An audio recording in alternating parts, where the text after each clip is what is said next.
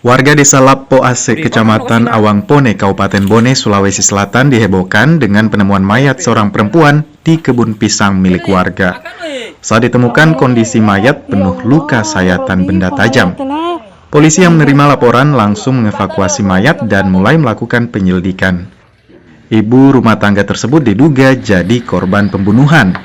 Polisi akhirnya menangkap Dewe, pelaku tunggal pembunuhan itu. Dewe merupakan suami korban tega menghabisi nyawa sang istri lantaran terbakar cemburu usai mengetahui istrinya diduga selingkuh.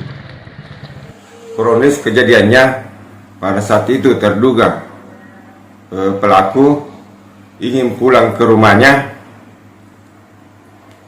namun di perjalanan bertemu dengan korban dan melihat itu korban melarikan diri, dan karena kecapean sehingga korban berhenti.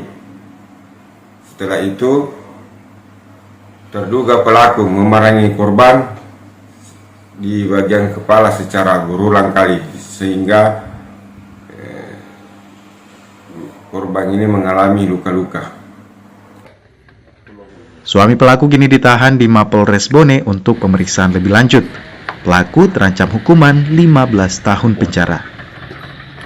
Rahmatullah, Kompas TV Bone, Sulawesi Selatan.